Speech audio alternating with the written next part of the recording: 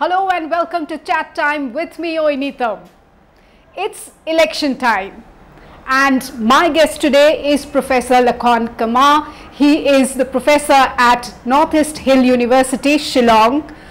Professor Kamar is one of the candidates. He is an independent candidate contesting for the Shillong Lok Sabha seat.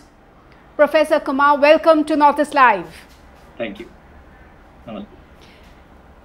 So, Professor Kamar, why the decision to contest the upcoming Lok Sabha elections? Well, thank you for that question. The decision, of course, to contest this election was a very well thought of. We were worried that, I'm quite concerned that we are really lacking in all sphere of development. And hence, I have decided that, maybe we have been writing about it, we have been speaking about it. But then there are no visible change, and that's why maybe people are not thinking differently.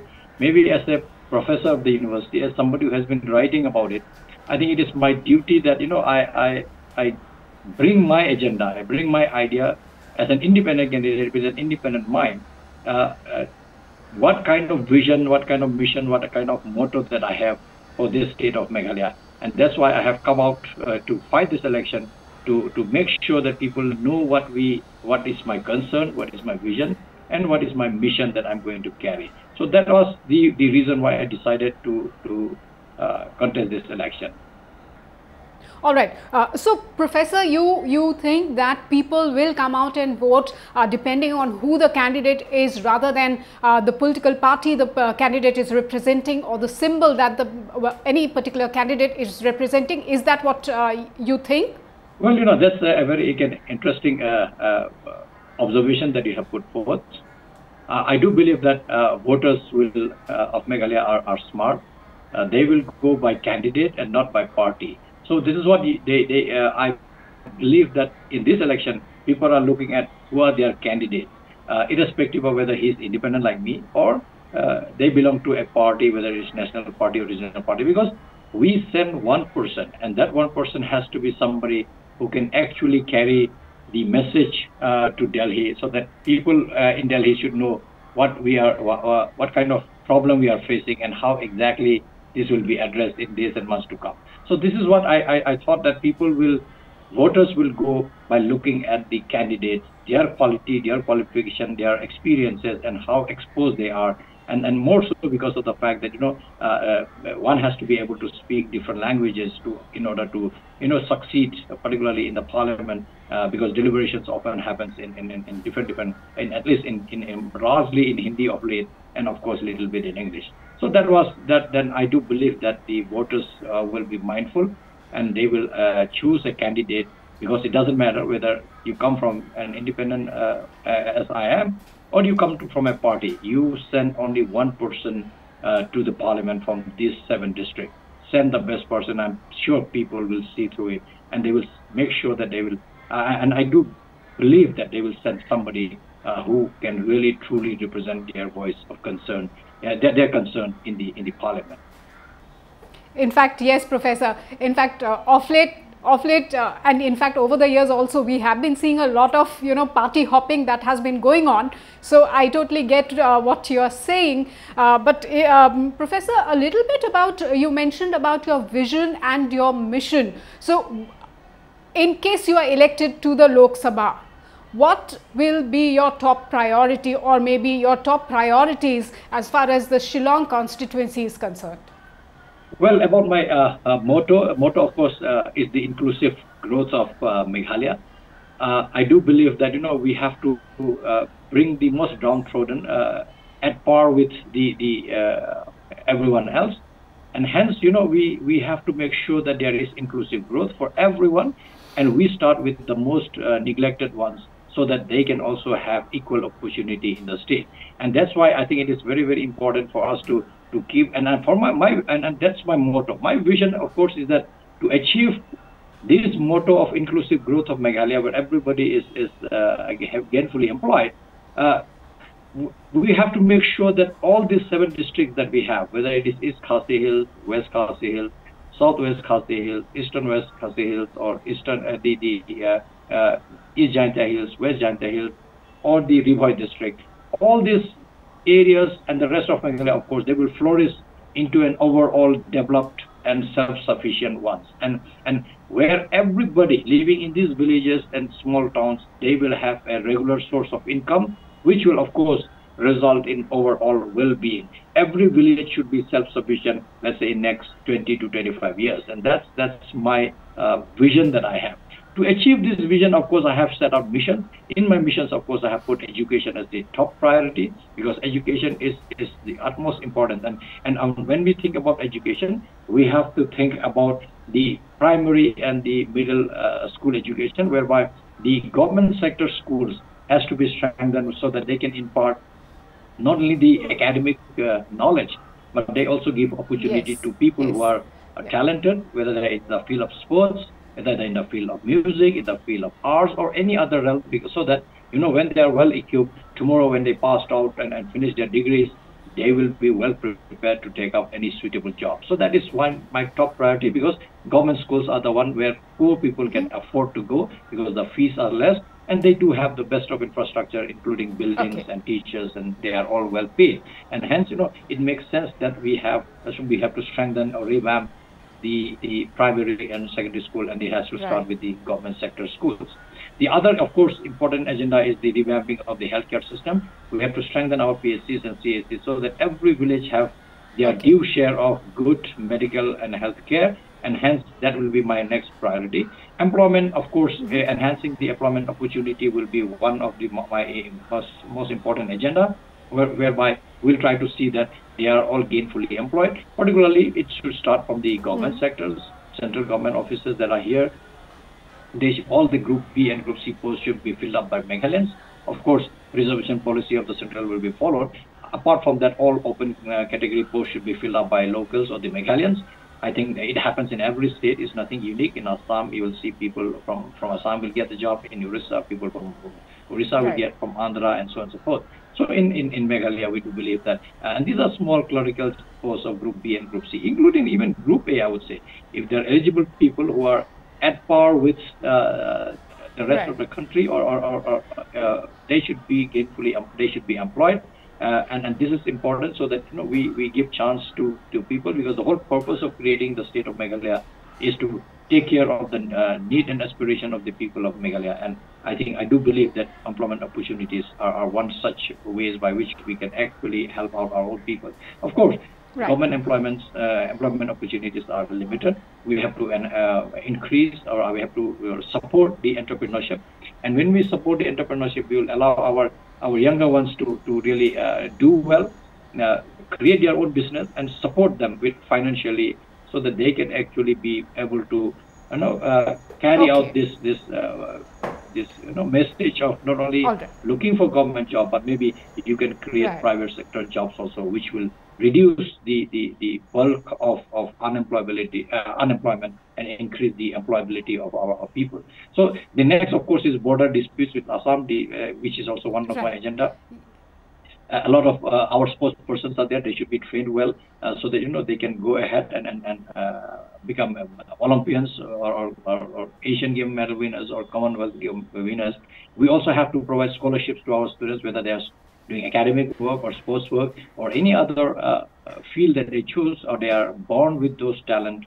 I think we have to keep that also as a priority. Of course, in order to increase the employment, which I almost forgot, is to increase the industries like food processing, pharmaceuticals. So these are the small industries that we can set up in hilly area like ours. And if people choose me as their MP, this will be my priority, so that when such industries comes to their state, I'm sure many people will get gainfully employed. So that will be another important agenda that I have in my mind. Of course, the most important aspect that I have taken as a priority is that zero tolerance. I have adopted a zero tolerance policy on corruption and corrupt practices, because I do believe that if we can root out corruption, we'll have enough money to bring development in our state. And I do believe that if we can eradicate the corruption as such, I think we will be a state which will have plenty of money to work for the public welfare schemes, and they will bring in better, they will make the life of all villagers much more better. So that will be another very important focus. Of course, I also have the social security measures for those who are poor. I will have what we call the MP Education Fund, which will support those who are really in the need, particularly those who are daily wage earners or taxi drivers or small shopkeepers who are selling their goods in nooks and corners. So that will be another focus point. Of course, other important thing is the recognition of the Khasi language in the 8th schedule of the Constitution. This I want to carry to the Parliament to say that time has come that you recognize our language so that our students also can write their exams in their own language. Then, of course, environmental protection, the road infrastructure, air connectivity, then protection of our water bodies. Those are issues that I have taken up in my mission so that I can achieve the vision in next 10 to 15 years. Of course, these are the important aspects that I have set up so that I can work. Professor, you have been, of course, crisscrossing your entire constituency that has 36 assembly segments. So what is the mood you're picking up? What is the sense you're getting from the people, from the ground? Well, I have been traveling across the length and breadth of the Shillong constituency, and there are 36 segments. Yes, as an independent candidate, I may not be able to reach everywhere, but I have tried to cover as much as I can. I do sense that people have this mood of change, and they want change for good. And this has to come, because if the change don't come, if we remain like this, if we don't think differently, I think in next 50 to 100 or 200 years, nothing is going to change in Meghalaya. In order to change that, I think we have to adopt a new kind of thinking, a new line of thinking. As an independent candidate, I have a very open mind in order to achieve those goals. I have a totally out-of-box kind of thinking, which is necessary, because if we don't, and I want people to see it, I want public to see that the kind of agenda that I am putting forth, it will help our people, it will help our villagers, and I do see that everywhere that I have gone to nooks and corners of all the 7 districts, I do sense that people are yearning for change. They want change but that change has to be for good. And that's what I have been saying them, that send somebody who can take your concern to the Parliament. At the same time, when he have nothing to do much in the Parliament, when you can be with the people, understand their problem, and try to solve. And I do believe that people are getting it slowly, and it is important that by the time the election comes, I'm sure people will be mindful enough whom to cast their vote so that they select the best person to send to the Parliament. So, Professor, what you are saying is that if you're elected to the Lok Sabha, you're going to be among the most vocal members of Parliament, because MPs from Northeast are, the people have this feeling that they are supposed to be the quieter lot. They do not talk much in the Parliament. Well, I think this is a very interesting question that you have put forth. I do know that, many a time we are shy, but partly we are shy because not because we lack education, but probably we don't have confidence. And also the linguistic barrier. And I've been saying this, that this is an era where Hindi is being spoken quite extensively in the Parliament. So if you send somebody who doesn't know the language, there will be a problem. I can speak, I can read, I can write. I used to be a Hindi teacher at some point of time. So I'm sure that I will be the most vocal kind of person, because we are used to it as a teacher. And when we sit in our academic council meeting, it starts from 9 o'clock in the morning and goes on up to 10 p.m. We continuously talk about different policies that are interesting, that are nice, that are good for the institute, that are good for our students. Similarly, I do believe that there's nothing to feel shy about, because if you have command over the language, whether it is English or Hindi or any other language that you have, and you can gel around with people in Delhi, because I've been staying outside for most of my schooling days, and I have visited abroad, I've stayed abroad, I've visited almost every part of this country. I know how to gel with people and how to lobby around to make sure that we get the sentiments of the Meghalayan or sentiment of the Northeast heard in Delhi corridor, because in Parliament we need to be united, because by and large I believe that a problem of Northeast is the same. The root cause, of course, is corruption, and we have to make Delhi understand that we need your help, we need your support in order to come at par with the rest of the country. And I do believe that I will be the one who will be raising this concern to the highest possible way, so that our voice is heard in the parliament and we can bring and echo our concern, our lack of development, our lack of connectivity to compared to the rest of the Indian nation as such. I think we need to make sure that this voice is heard and it has to be echoed in the parliament. And finally, Professor, you are pitted against the likes of Vincent Pala, three-time Member of Parliament from the Shillong seat. He's contesting for his 4th straight term. There's Ampareen Lindo from the NPP, Pala from Congress, and Ampareen Lindo from the NPP for the Shillong seat. She is 5-time MLA, cabinet minister currently in the Conrad Sangma-led government. You have a few more candidates there. You have UDP, HSPDP's Robert Kajarin, you have VPP's Sinkorn, and then there's another independent candidate, Mr. Shalam, who is an advocate. So how confident are you? Well, I think since I'm pitted against some of these who are, say, MLA maybe 5 times, like Kongam Parekh, or say Pala for 3 terms he was an MP. But I'm confident that people will see and they will really weigh their candidates in this particular election. And this election is an election for choosing a person to go to Delhi and raise our voice, because we do have equal concern for the state of Meghalaya. We want development to come. We also want that Delhi should be a little more sympathetic towards us. They should be more sensitive towards our needs. There are issues that are lingering, that have been lingering on for a long time. But I do believe that if people elect me and send me to the parliament, I'll be able to convey this message to Delhi in a very clear term that you need. We need Delhi, and Delhi needs to take care of us, because we need development, and without development nothing is going to change in our beautiful state of Meghalaya. I'm confident that people will see this, and I'm confident that people, when they go to vote, they will remember my name, Professor Lakhon Kumar, and my symbol is a basket containing fruits, and this basket represents Meghalaya, and all other fruits represents my agenda that I have set forth. I do believe that they will fructify in days, months and years to come. They will all fructify, so that we can really achieve the motto that we have, which is for inclusive growth of Meghalaya, where everybody are, particularly in our villages, they are self-sufficient. They will be well-to-do in next 10 to 20 years.